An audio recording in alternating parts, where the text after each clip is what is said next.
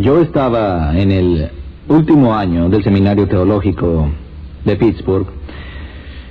Era una tarde de otoño y recuerdo vívidamente que estaba estudiando solo. Estaba en la biblioteca y tenía una pila de libros delante de mí. Como saben, las bibliotecas de los seminarios son lugares silenciosos cual morgues, y a nadie se le permite hablar o conversar. Es un silencio profundo. De pronto me distrajo algo que escuché. Fue un murmullo que se levantó espontáneamente y que atravesó todas las mesas de la biblioteca. Las personas comenzaron a disipar la atmósfera del lugar, a levantarse, a irse, a salir apresuradamente hacia el patio del seminario. Yo no sabía lo que estaba ocurriendo con exactitud hasta que alguien por ahí dijo algo en voz alta, en forma inconfundible. Esto fue lo que dijo: una persona le disparó al presidente. ¿Pueden imaginar lo que un anuncio como este puede hacer a la rutina diaria y normal de las personas? Salí corriendo como cualquier otro norteamericano. Me pegué a la radio y escuché los boletines en todo momento, mientras el presidente Kennedy luchaba por su vida momentáneamente, y luego, por supuesto, el anuncio de su muerte llegó. Al siguiente día y en las siguientes semanas y meses, el pueblo de los Estados Unidos de Norteamérica estaba muy consternado por este trágico momento de nuestra historia: la súbita muerte de un presidente popular. Luego apareció un libro titulado Johnny, apenas te conocíamos, que llamaba la atención al hecho de que su presidencia fue realmente corta. Pero es bastante común que cuando el presidente, líder, rey o el primer ministro de una nación fallece, sea un momento solemne, serio y de trauma para la nación. Eso fue cierto en Israel, al igual que en los Estados Unidos. Pues en el siglo VIII, un rey llegó al trono de Jerusalén y empezó su reinado a los 16 años de edad, y reinó en Jerusalén por más de 50 años, imagínenlo, más de medio siglo. Y él no fue el rey más importante ni más famoso de la historia judía, pero de seguro está entre los primeros 5. Su nombre era Usías. Lo que Usías consiguió durante su reinado fue traer la última reforma espiritual significativa al pueblo de esa tierra. Y cuando él murió, en realidad él murió en forma deshonrosa, porque fue una especie de héroe trágico shakespeariano que violó sus propios principios espirituales y éticos durante el último año de su vida. Pero cuando murió, de alguna manera simbolizó un momento de cambio y decisivo en la historia judía.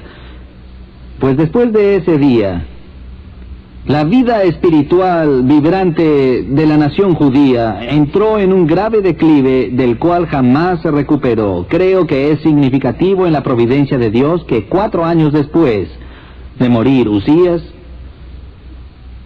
la ciudad de Roma se fundó. Y tuvo lugar un cambio cultural que le daría forma a toda la historia futura. Pero en medio de la lucha de esa nación, un hombre fue llamado por Dios a la sagrada vocación de ser profeta. Algunos lo llamaron el profeta más grande, toda la historia del Antiguo Testamento. Un hombre que no solo era religioso, sino también un estadista por derecho propio, ya que había hablado con varios reyes durante el curso de su ministerio. Él fue el profeta que dijo que algún día en el futuro una virgen concebiría y traería al mundo un niño. Ese niño sería llamado Emanuel. Fue el profeta que dijo que en el futuro el siervo del Señor vendría y sufriría los pecados de su pueblo. Su nombre, claro, era Isaías. Y el relato de su llamado a profetizar se encuentra en el 6º capítulo del libro que lleva su nombre, y me gustaría leerles la primera parte de ese relato ahora. Dice en el 6º capítulo de Isaías, versículo 1: En el año que murió el rey Usías, vi yo al Señor sentado sobre un trono alto y sublime, y sus faldas llenaban el templo.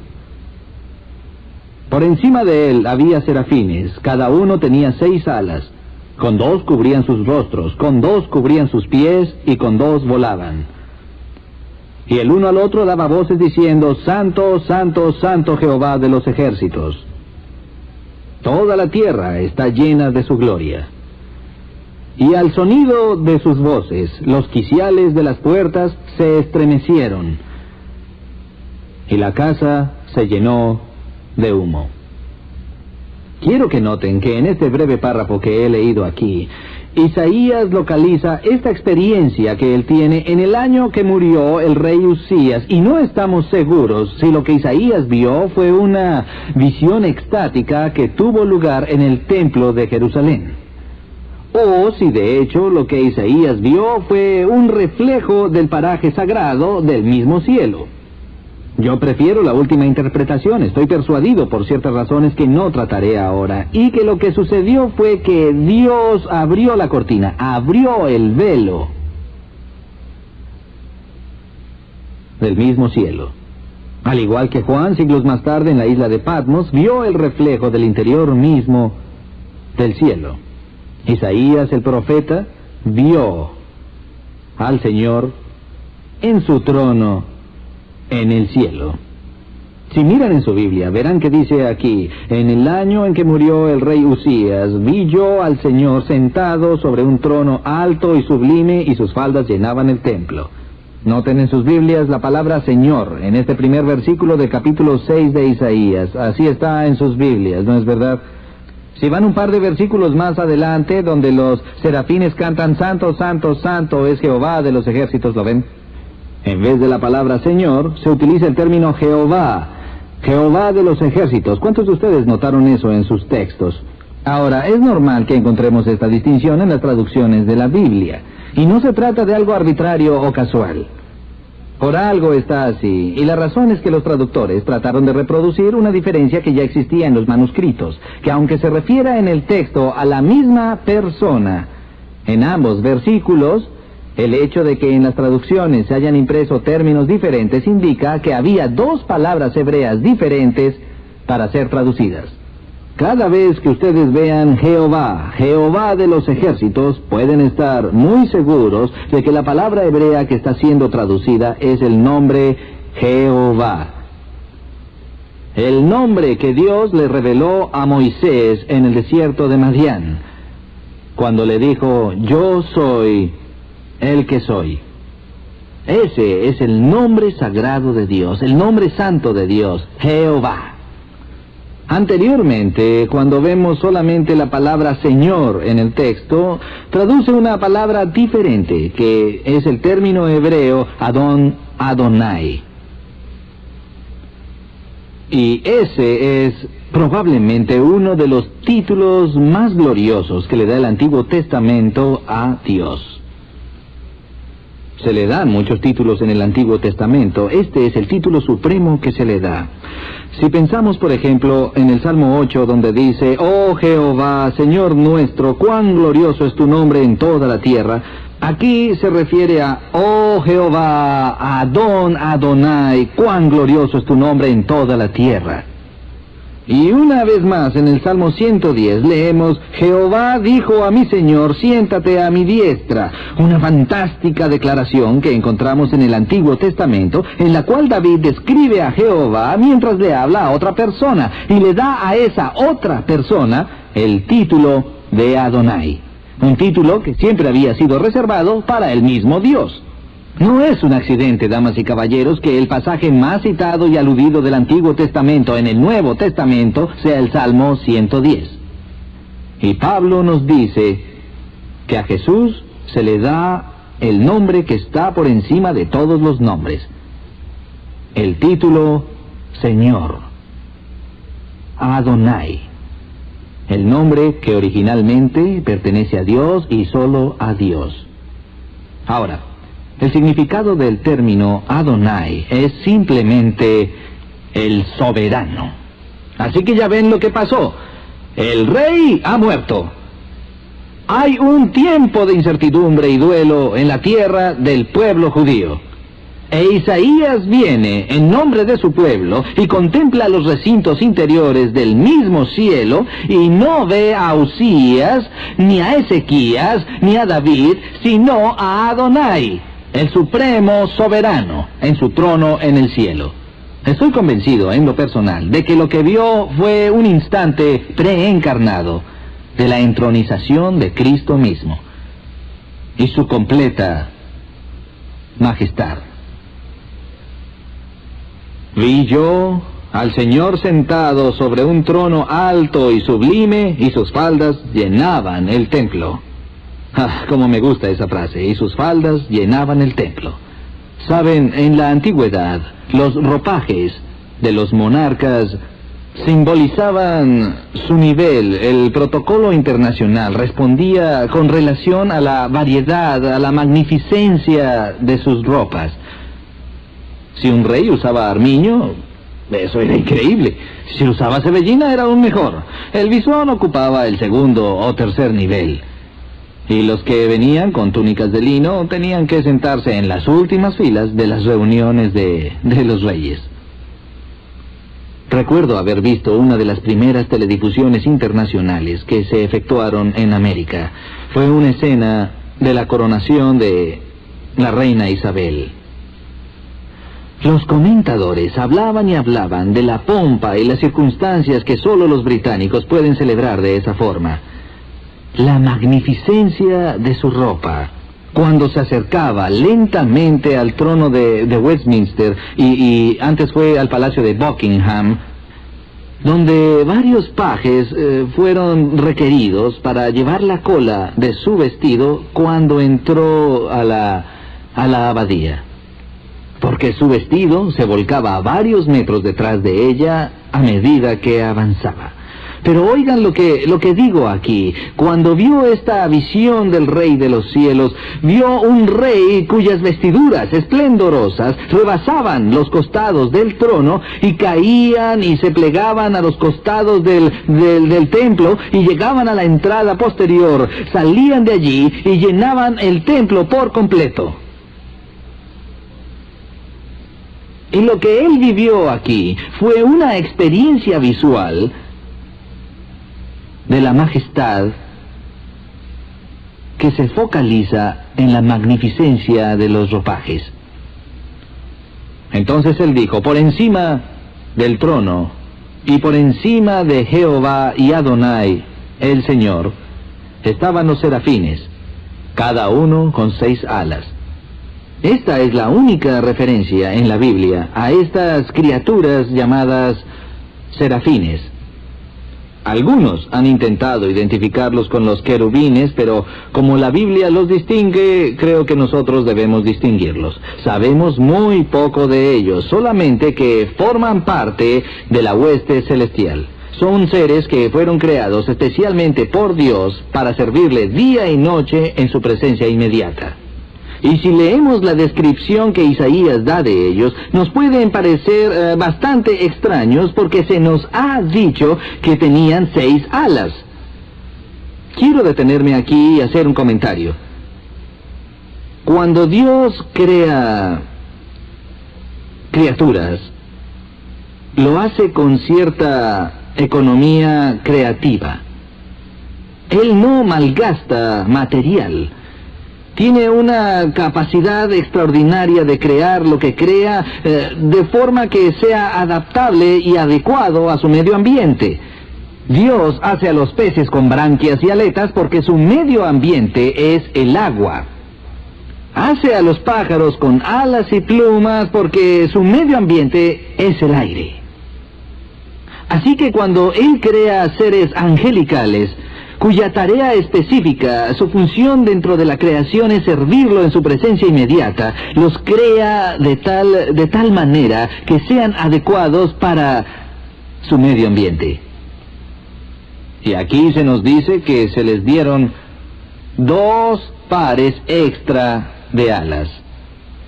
Con 2 cubrían sus caras. Piénsenlo. Estos seres angelicales servían a diario en la presencia inmediata y develada de Dios Todopoderoso, cuya gloria es tan refulgente, tan penetrante, que hasta los mismos ángeles tienen que cubrirse de mirar directamente a su cara. Recuerden la historia en el libro de Éxodo, cuando Moisés, quien representaba al pueblo de Dios, fue llamado por Jehová para recibir la ley de Dios. Y recuerden que Moisés subió allá y penetró en las nubes y fue como tragado por la montaña. El pueblo esperó días y más días y estaban preocupados y angustiados al preguntarse qué habría pasado con su líder. ¿Había sido tragado por la ira de Dios en esa montaña como le había sucedido a Coré y a su gente en la rebelión? ¿Regresaría con vida? ¿Cuál sería el mensaje de Dios si es que regresaba? Así que esperaron, atemorizados y temblando, a que Moisés regresara. Y mientras Moisés estuvo en la montaña, habló con Dios. ¿Recuerdan la conversación? Puedo improvisar un poco sobre esto. Moisés le dijo a Dios: Dios, he visto algunas cosas magníficas durante toda mi vida. Me has mostrado el arbusto en llamas. He visto las plagas con las que devastaste a los egipcios. También te vi abrir el mar y cruzar una nación entera de gente hasta tierra firme. Te he visto proveer comida sobrenatural desde los cielos para nuestra gente hambrienta, pero ahora déjame ver lo más grande.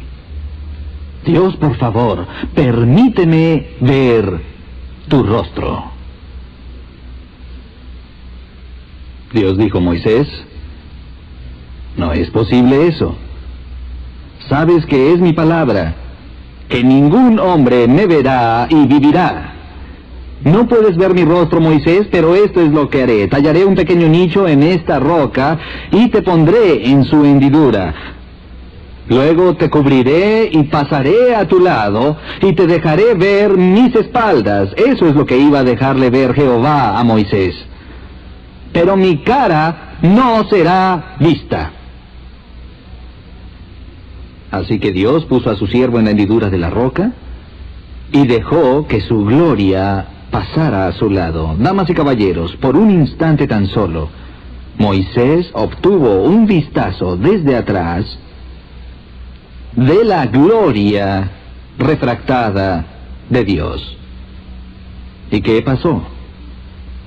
Cuando él bajó de la montaña y su pueblo vio una figura que se acercaba a la distancia, se emocionaron tanto, pues su líder había vuelto, y se adelantaron raudos y veloces a saludar a Moisés. De repente retrocedieron y cayeron sobre sus rostros y comenzaron a rogarle a Moisés: Moisés, Moisés, cúbrete el rostro. No soportaban verlo. ¿Por qué? Porque la cara de Moisés estaba tan radiante, brillaba con tanta intensidad que cegaba al pueblo. Y lo que ellos veían, damas y caballeros, piénsenlo, era meramente un reflejo sobre el rostro de un humano, de un vistazo solo de atrás, instantáneo, de la gloria de Dios.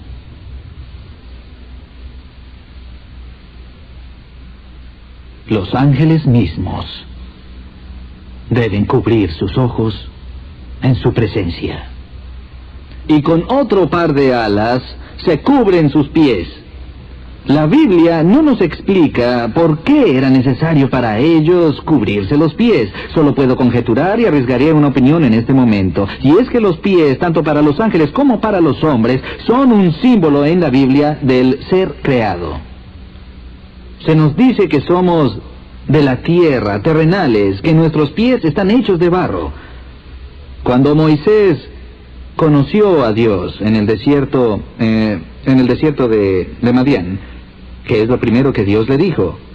Moisés, Moisés, quítate los zapatos porque el suelo sobre el que estás es suelo sagrado.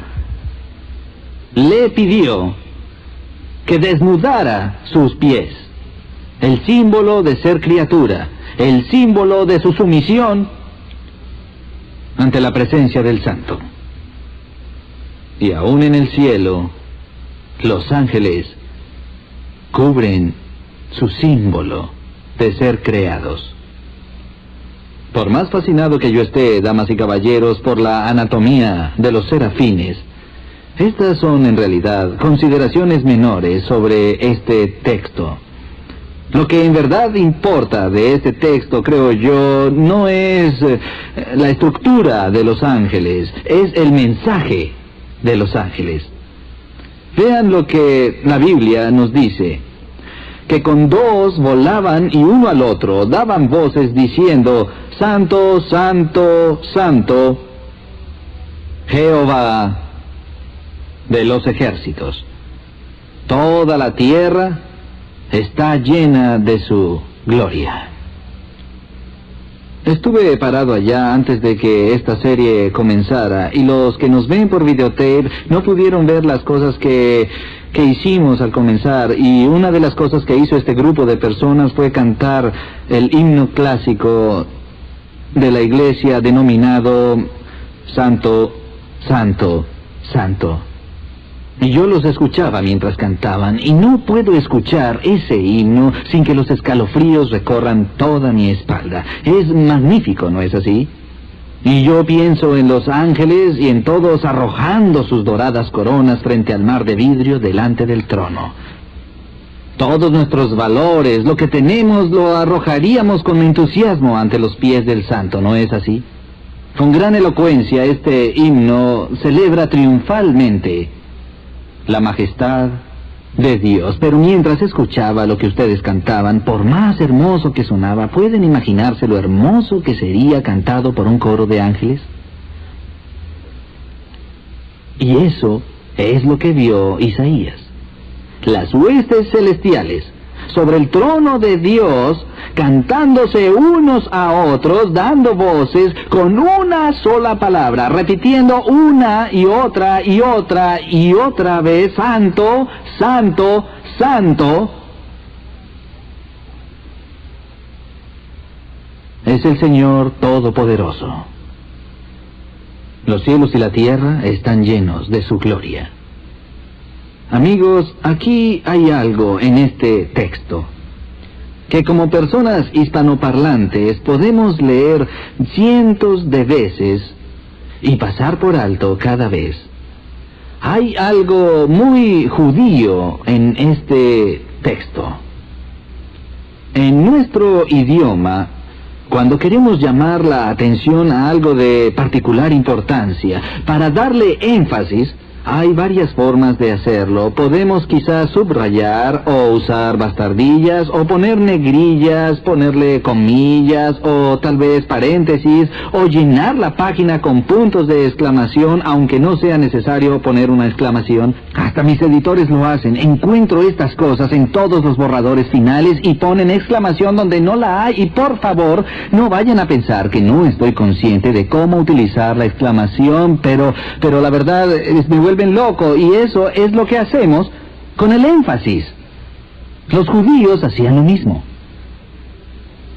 Hacían todo eso y subrayaban, usaban bastardilla, negrilla, pero tenían otra técnica para llamar la atención a algo de singular importancia. Era una simple técnica de repetición verbal. Pienso, por ejemplo, en el apóstol Pablo cuando les escribe a los Gálatas y les avisa sobre los peligros de abandonar el evangelio que ya habían recibido de él. Y les dijo: les aviso que si les predican cualquier otro evangelio aparte del que ya han recibido, aunque sea un ángel de los cielos, que sea anatema, anatema, anatema, que significa maldito. Esa es una declaración fuerte que viene de la pluma del apóstol Pablo. Pero no se detuvo allí. De inmediato dijo: les repito que si cualquiera les predica cualquier otro evangelio, aparte del que ya han recibido, que sea maldito. Anatema. A Jesús le gustaba utilizar este método de repetición para explicar sus enseñanzas. Recuerden que Jesús era rabino. Es decir, que era un teólogo, tenía escuela y estudiantes denominados discípulos o estudiosos que se enrolaban en su escuela. Era un rabino peripatético, eso significa que caminaba para enseñar, y cuando lo hacía, los discípulos literalmente le seguían. Cuando Jesús dijo, seguidme, lo dijo literalmente, caminen detrás de mí. Y así es como lo hacían. El maestro recitaba y daba su lección mientras caminaba por la ruta hacia el servicio. Y los discípulos lo seguían detrás y memorizaban todo lo que les enseñaba su rabino. Bien, damas y caballeros, todas las enseñanzas que salieron de los labios de Jesucristo fueron importantes. Pero aún nuestro Señor se tomaba el tiempo de llamar la atención a las cosas que Él consideraba importantes. Y cuando llegaba a un punto sobre el cual quería asegurarse de que sus discípulos no se perdieran, comenzaba su lección diciendo 2 palabras. Decía, de cierto os digo. O en otras traducciones, en verdad, en realidad lo que decía era amén, amén. Les digo a ustedes reconocen esa palabra, llegó intacta a nuestro idioma y decimos, todos dicen que, amén. Pero decimos amén después de que el maestro enseñe o luego de que el predicador predique. Y significa es verdadero, lo creemos, etc. Jesús no esperaba a que sus discípulos confirmaran la verdad de lo que él decía. Iniciaba sus sermones diciendo amén, amén. Es como el capitán de una nave que habla por los parlantes de una nave diciendo atención, les habla el capitán.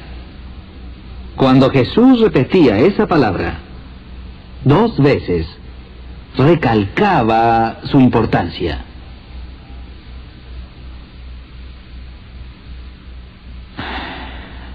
Damas y caballeros, hay un solo atributo de Dios que siempre es elevado al tercer nivel de repetición en las Escrituras.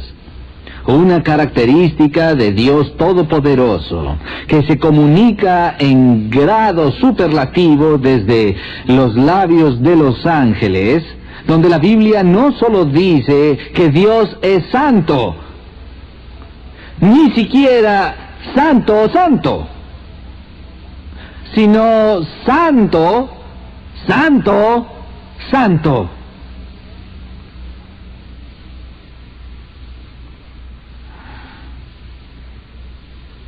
La Biblia no dice que Dios sea misericordia, misericordia, misericordia. O amor, amor, amor. O justicia, justicia, justicia. O ira, ira, ira. Pero sí que es santo, santo, santo. Esta es una dimensión de Dios que consume su misma esencia. Y que cuando se manifiesta a Isaías, leemos que al sonido de las voces de los serafines, los quiciales mismos de las puertas del templo se sacudieron y comenzaron a temblar. ¿Oyeron eso? Elementos sin vida, cosas inanimadas, partes de la creación, en presencia de la manifestación de la santidad de Dios, reaccionaron ante su voz. ¿Cómo podemos nosotros, hechos a su imagen, ser indiferentes o apáticos ante su majestad? Solo Dios es santo. Y lo que quiero hacer en esta serie es tratar de describir lo que significa y cuál es la reacción de Isaías y de otros personajes históricos cuando el santo aparece.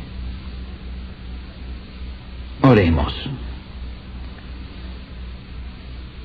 Padre, nos regocijamos de que algo y alguien en este universo impío sea no un poco, sino completamente santo, santo, santo. Imparte a nuestros corazones la alegría de los serafines ante esta verdad. Amén. murió. En realidad él murió en forma deshonrosa porque fue una especie de héroe trágico shakespeariano que violó sus propios principios espirituales y éticos durante el último año de su vida. Pero cuando murió, de alguna manera, simbolizó un momento de cambio y decisivo en la historia judía. Pues después de ese día, la vida espiritual vibrante de la nación judía entró en un grave declive del cual jamás se recuperó. Creo que es significativo en la providencia de Dios que 4 años después de morir Usías, la ciudad de Roma se fundó. Y de trauma para la nación. Eso fue cierto en Israel, al igual que en los Estados Unidos. Pues en el siglo VIII, un rey llegó al trono de Jerusalén y empezó su reinado a los 16 años de edad. Y reinó en Jerusalén por más de 50 años, imagínenlo, más de medio siglo. Y él no fue el rey más importante ni más famoso de la historia judía, pero de seguro está entre los primeros 5. Su nombre era Usías. Lo que Usías consiguió durante su reinado fue traer la última reforma espiritual significativa al pueblo de esa tierra. Y cuando él... Yo estaba en el último año del seminario teológico de Pittsburgh. Era una tarde de otoño y recuerdo vívidamente que estaba estudiando solo. Estaba en la biblioteca y tenía una pila de libros delante de mí. Como saben, las bibliotecas de los seminarios son lugares silenciosos cual morgues, y a nadie se le permite hablar o conversar. Es un silencio profundo. De pronto me distrajo algo que escuché. Fue un murmullo que se levantó espontáneamente y que atravesó todas las mesas de la biblioteca. Las personas comenzaron a disipar la atmósfera del lugar, a levantarse, a irse, a salir apresuradamente hacia el patio del seminario. Yo no sabía lo que estaba ocurriendo con exactitud hasta que alguien por ahí dijo algo en voz alta, en forma inconfundible. Esto fue lo que dijo: una persona le disparó al presidente.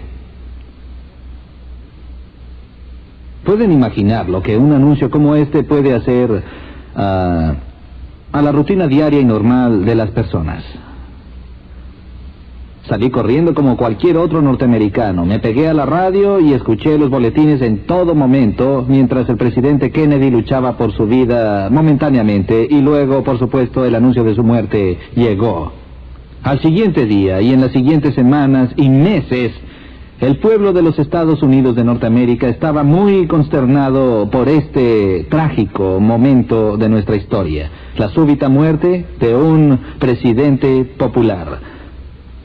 Luego apareció un libro titulado Johnny, apenas te conocíamos, que llamaba la atención al hecho de que su presidencia fue realmente corta, pero es bastante común que cuando el presidente, líder, rey o el primer ministro de una nación fallece, sea un momento solemne, serio